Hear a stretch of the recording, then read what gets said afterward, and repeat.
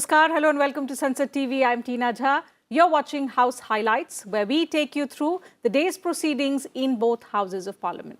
Let's begin with the headlines. Finance Minister Nirmala Sitharaman presents budget for the Union Territory of Jammu and Kashmir. Lok Sabha approves motion seeking to clear it the same day. Education of students evacuated from war-torn Ukraine will be taken care of by the government, says Union Education Minister in Lok Sabha. Rajya Sabha Chairman M. Venkaiah Naidu appreciates government's efforts in evacuating students from Ukraine. And Rajya Sabha takes up discussion on the working of the Ministry of Development of Northeastern region.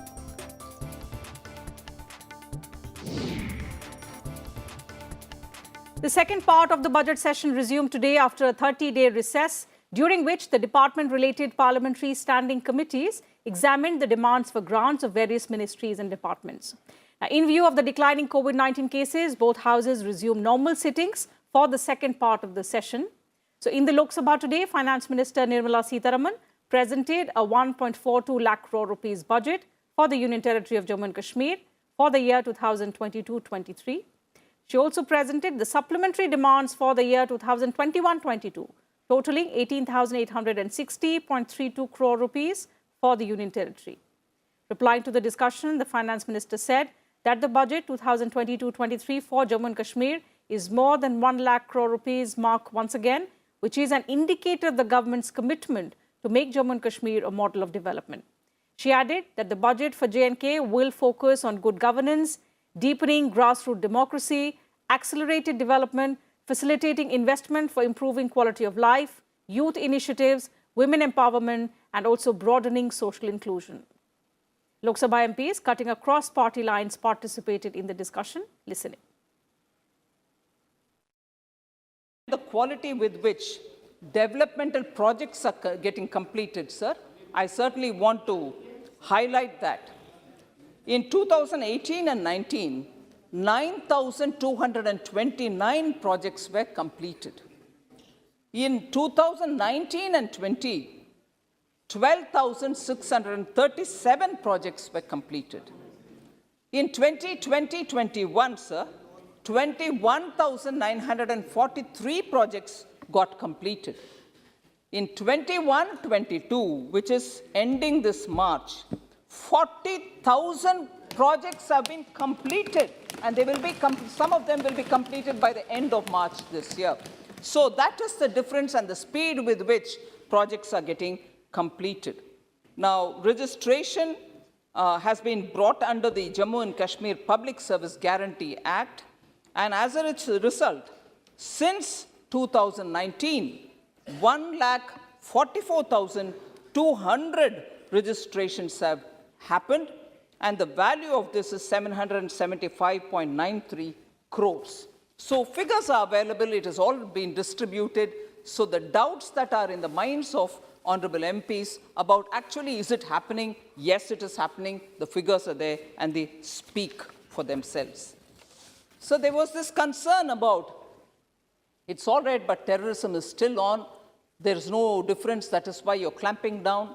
I want to give them a true picture, sir. 229 incidents were reported in the year 2021 as against 244 in 2020.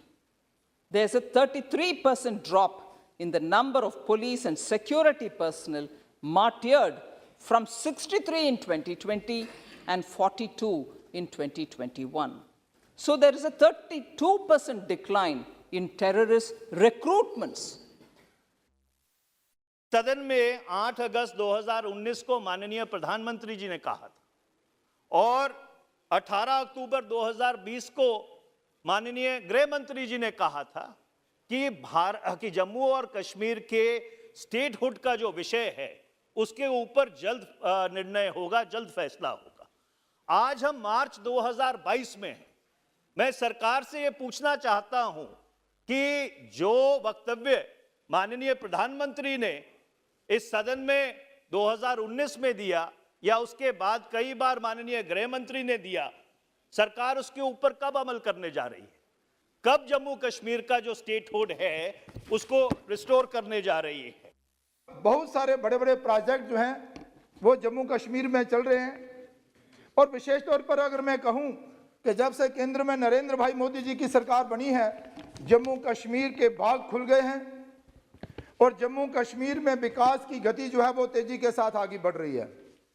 और सामान्य रूप से कश्मीर घाटी हो या Jammu province हो, सामान्य रूप से विकास जो है वो आगे बढ़ रहा है। नरेंद्र भाई मोदी जी का ये जो नारा सबका साथ सबका विकास वो कारगर सिद्ध हो रहा है और विकास भी चहुमुखी विकास जो है वो हो रहा है। About the situation today in Jammu Kashmir, the per capita income in J&K is recorded less than average Indian. The literacy rate is recorded below the average in India.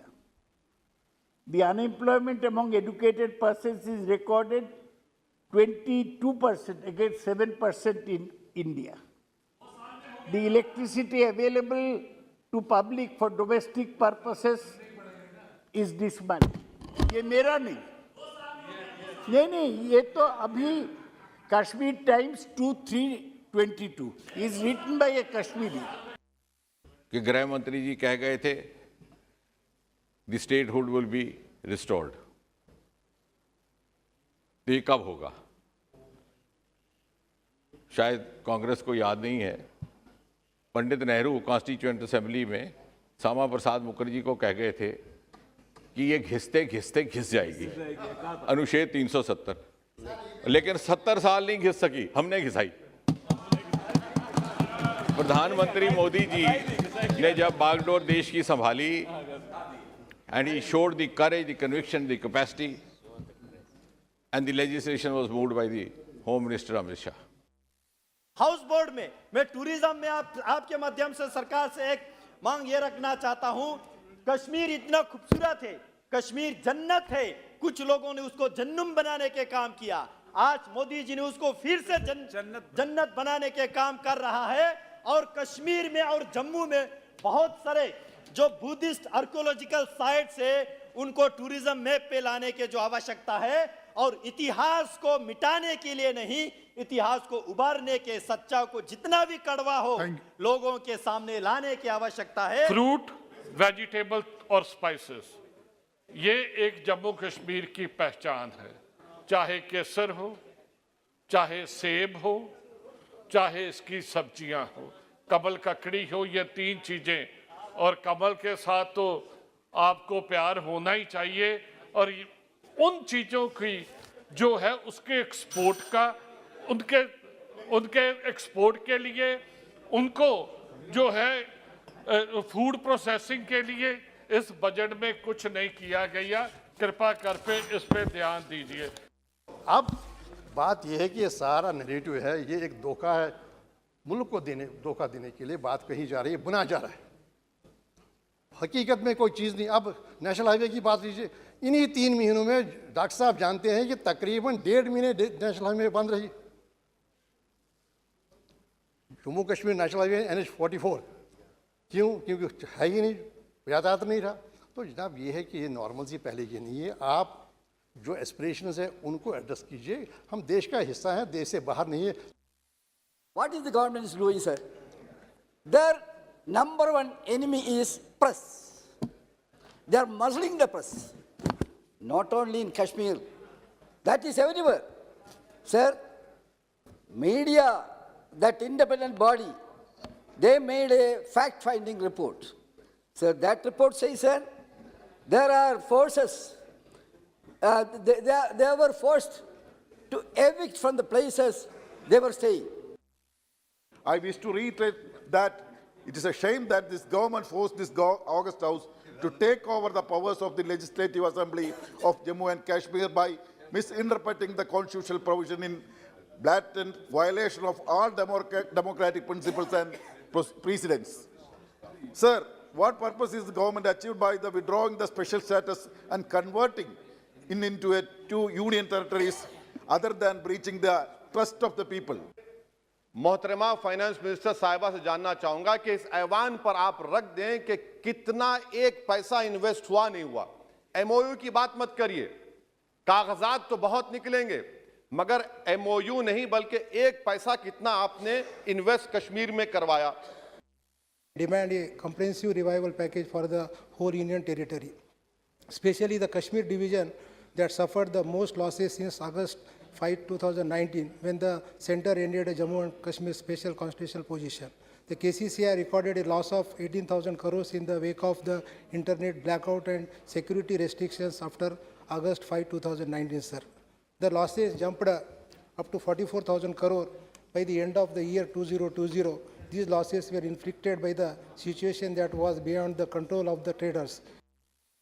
आज के वर्ल्ड के हालातों को देखते हुए अगर अभी भी हम पार्लियामेंटेरियन 370 की चर्चा करेंगे और पिछले साल में पहुंचेंगे तो इसका मतलब है कि आने वाले समय में विपक्ष खत्म हो जाएगा और ये अपने मर्जी से जो चाहे करेंगे, इसके जिम्मेदार हम खुद होंगे। असलियत में हमें अच्छी चीजों की शुरुआत करनी चाहिए और अच्छी चीजों पे बात रखनी चाहिए और जो सरकार अच्छे काम करे। वहां पे सेंट्रल फोर्सेस बहुत हैं, तो सेंट्रल फोर्सेस का खर्चा है जो ठीक है आप काफ़ी अपने ऊपर लेते हैं, लेकिन 10% है जो 10% है वो स्टेट के ऊपर पड़ता है। 370 के बाद और सिक्योरिटी वहाँ पे बहुत ज़्यादा हमें लगाने की ज़रूरत पड़ी है, तो ये तो देश का काम है।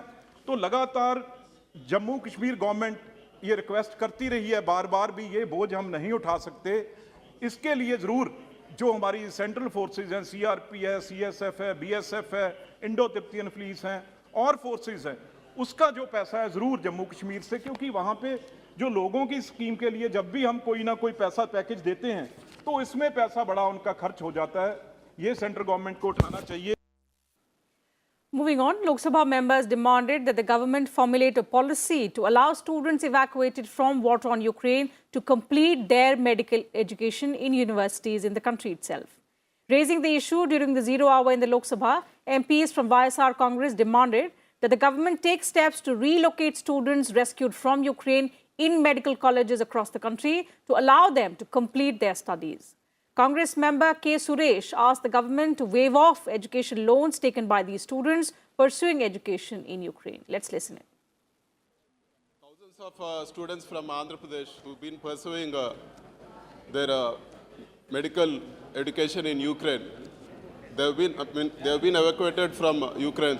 Not only Andhra Pradesh, throughout the country, thousands of students have been brought back, and their future is very uncertain. So we don't know when things will come back to normalcy. And most of them are poor students, sir. Their parents have put their lifetime earnings into this. So through yourself, I demand the government, these students may be relocated in the Indian colleges, sir. But the tuition fees or the medical fees are very high in our country, sir. So it should be on par with or where it is feasible for them to get admitted here. The government should devise a mechanism as a one-time case. So I request the Honorable External Minister to take necessary and quick steps to bring back the Kerala students stranded in Sumy. As all we know, their life is at stake in Ukraine. It is also a fact that thousands of Indian students returning from war-torn Ukraine are facing the issue of rehabilitation. The course of events in Ukraine has dashed their hopes and dreams. It is difficult to predict how long it will take for things to return to normalcy in the country, and how long it will take for the stranded students at various stages of education to complete their education. So I request the government of India to let the Indian students from the Ukraine complete their MBBS and pursuing other streams in Indian universities. If they are accommodated in Indian colleges, their careers won't be geo-paradise. If not, their future will be in peril. Sir, the government must devise and establish a comprehensive policy for ensuring the future of students and guarantee their education to be unaffected and compensation granted to the students for their losses and their emotional, physical well-being restored. Thus, the government announcement that students who return from the Ukraine will be able to complete their education in India after screening test. And this entire process must be constricted in a student-friendly manner, where the condition of students who are suffering trauma must be given consideration. The majority of students who have returned from Ukraine, their families are starring the significant debits, and by taking note the situation, that is an act of war, which neither the student nor their families could foresee and is absolutely unexpected. By taking this fact into consideration, their education loan must be waived. Education Minister Dharmendra Pradhan assured the House that the government will help Ukraine return students in completing their education.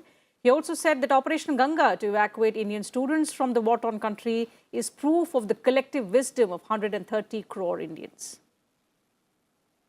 मैं अपेक्षा कर रहा था वो उनकी party और सदन की ओर से माननीय प्रधानमंत्री जी को ऑपरेशन गंगा के लिए बधाई देना चाहिए। मैं आपको निवेदन करता हूं, ऑपरेशन गंगा प्रधानमंत्री के नेतृत्व में हुआ, लेकिन 130 करोड़ भारतीयों की एक कलेक्टिव विजडम कैसे होती है अपने बच्चों के लिए, ये उसके प्रमाण है।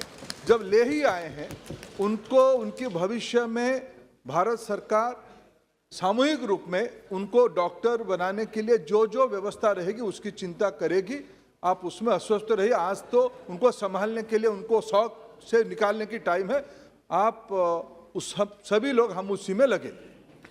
And time for a short break here. When we return, we'll take you through proceedings of the upper house. Do stay with us.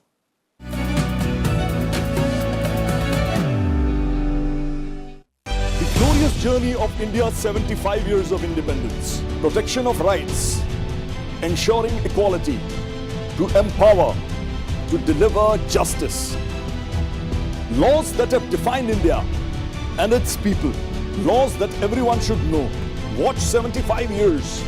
Laws that shaped India. With me, Hemant Batra, only on Sansad TV.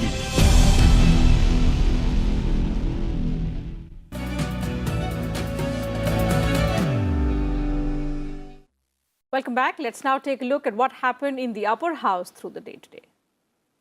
On the first day of the second part of the 256th session of Rajya Sabha, Chairman Naidu said that the productivity of the first part of the budget session was 101.4%. He appealed to the members to sustain this positive spirit during the 19 sittings of the second part of the session as well. Listen in.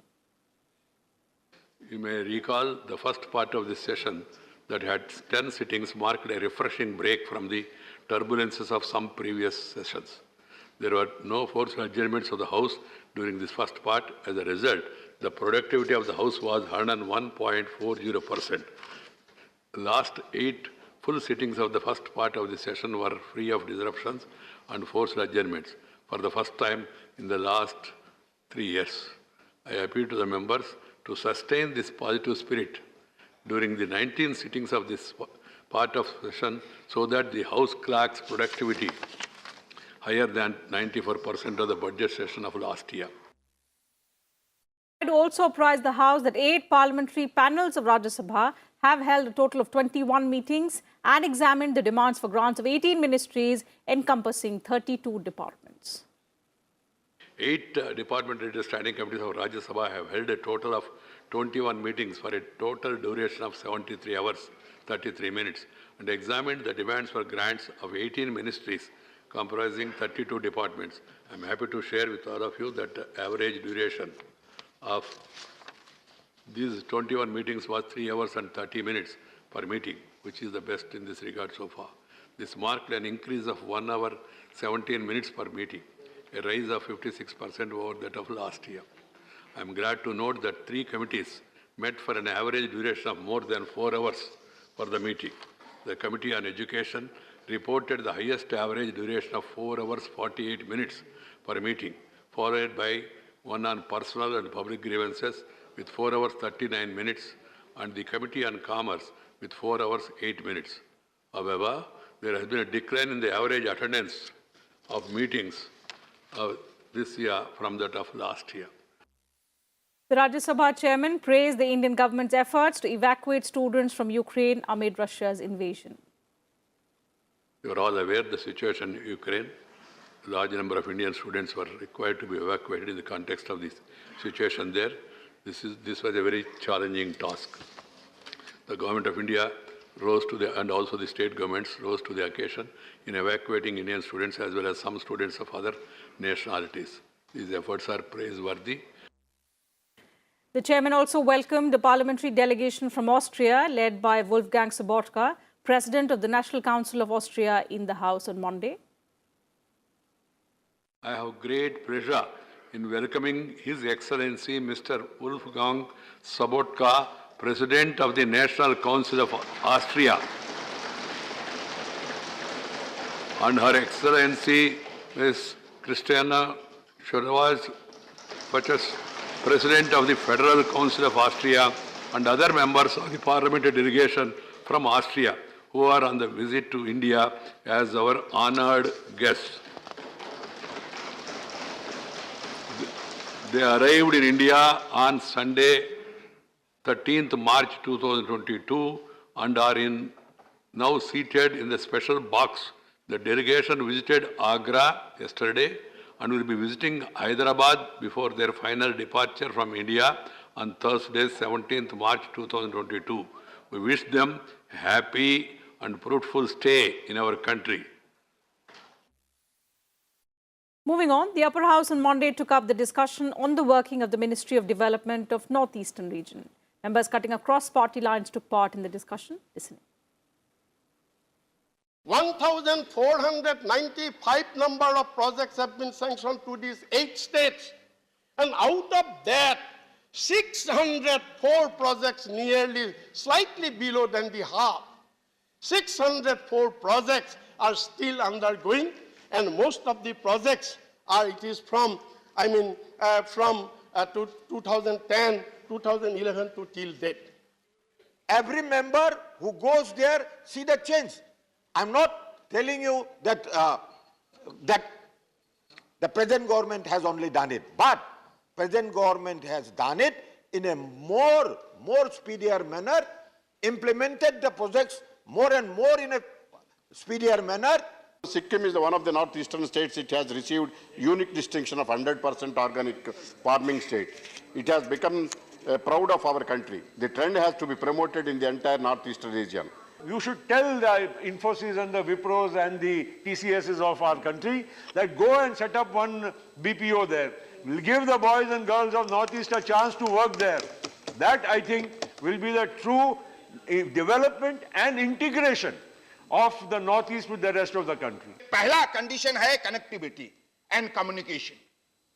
इसलिए उन्होंने हर प्रदेश में connectivity बढ़ाने का, communication बढ़ाने का काम किया, और इसके वजह से आज नॉर्थ ईस्ट का किसी भी प्रांत पर आप आराम से जा सकते हैं. Petroleum Minister Hardeep Puri informed the House that the government is looking for alternate market for fuel purchase in the context of the current Russia-Ukraine hostilities. Responding to questions in the Upper House on Monday, he also informed the House that the government will take all measures to provide relief to consumers from high fuel prices. Diesel को petrol के साथ आपने दाम कर दिए हैं. Diesel आज तक कम ही रहता था, जिससे किसान और आम आदमी को फायदा होता था. तो डीजल का शुल्क और कम करने के लिए सरकार तैयार है या नहीं? 9 स्टेट्स, महाराष्ट्र ने नहीं किया, केरला ने नहीं किया, और स्टेट्स ने नहीं किया. देखिए, the taxation is only one aspect of it. At the end of the day, we have to provide relief to the consumer at the point of consumption, and a number of steps have been taken. Responding to another question in the Upper House, Civil Aviation Minister Jyotiraditya Scindia said the civil aviation sector is on its way back to recovery and is roughly about 5 to 6% off from the pre-COVID levels. I request the Honorable Minister, rescheduling has to be done for the interest of the passengers after COVID-19 so that the economic position of the country definitely will improve. Both the domestic sector, we have brought it back to 100% capacity on the 18th of October. Even through the third wave of COVID, we did not restrict capacity. So all airlines were free to operate at 100% capacity. And similarly on the international sector, by the order issued last week, we have said that by the summer schedule, which starts on the 27th of March, international sector can also operate at 100% capacity. Earlier in the day, the Upper House mourned the demise of former members Nabeen Chandra Burgohain, Rahul Bajaj, D.P. Chattopadhyay and Y.V. Rao. Members observed silence as a mark of respect. We deeply mourn the passing away of Sri Naveen Chandra Burgoyne, Sri Rahul Bajaj, Professor D.P. Chattopadhyay and Sri Edrappa Venkataraman. I request members to raise in their place and observe with silence as a mark of respect to the memory of the departed.